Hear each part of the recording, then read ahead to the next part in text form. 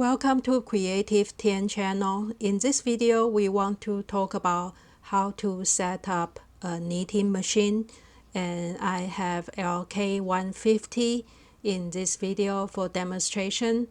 The LK150 is probably the most common knitting machine available now. It's a plastic bed mid-gauge knitting machine, so it's widely used for regular hand knit yarn, and it's not too difficult to set up.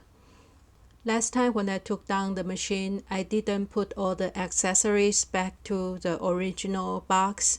It's easier for me just put all the little accessories to a plastic bin, so I don't have to fit in precisely back to the little compartment of the styrofoams from the original package. If you never set up a knitting machine before, the first thing you need to know is to find the right table, because you need an edge to clamp it on to the table, and you also need to pay attention to the thickness of the table. If it's too thick or too thin, it's not going to work either. I also add a layer of plastic liner. That's usually for the drawer liner you can buy from supermarket or maybe Home Depot. I got this one from IKEA. It's just to give more traction, so when you place the knitting machine on the top, it doesn't move easily. The LK150 machine also comes with a little plastic liner you can place under the machine for securing the machine.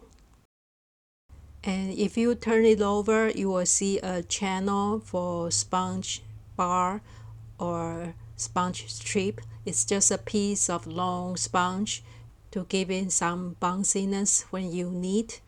If the machine is very old, the sponge will deteriorate and you will need to replace that. And here are the C clamps that comes with the machine, and we just clamp it onto the table with the machine, and you can see the holes for the clamps. There will be one on the left and one on the right. Now you can see if the edge of the table is not a rectangular shape, maybe with some angle or a curved shape, it's harder for the machine to stay on the table. And for the yarn mast, we can insert the little yarn mast holder. Just push into the middle back part of the machine. And the counter can be inserted in a similar way. You can push the counter holder in and just push the counter into the holder. To install the carriage, first you have to lift up the handle so it's vertical and stands up, and you can use your finger to push down the release lever on the top middle part. When the lever is pushed down, you can place on top of the knitting machine, and when you want to take it off the machine, you can do the same. Just press down the release lever on the top. When the release lever is pressed, you can align the carriage with the top channel. When you install correctly, the carriage can be moved left and right without any problem. When the carriage passes the counter, you can see the counter goes to the next number. There are two more pieces you can install, one on the left and one on the right. It's for yarn to park there when not in use.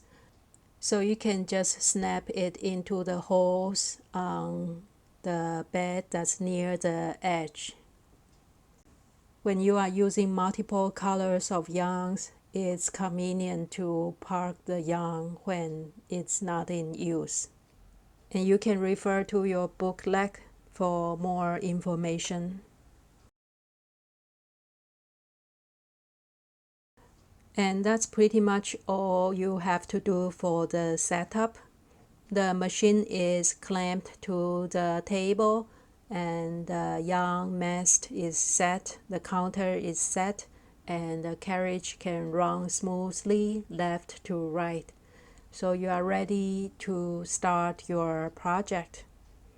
If you want to learn the basic cast on and cast off, I have another video on that. I will link in the corner and in the description below the video.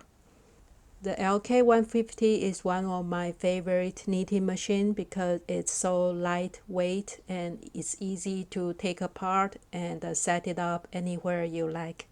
And they are still making this one, so it's easier to find parts if you need it.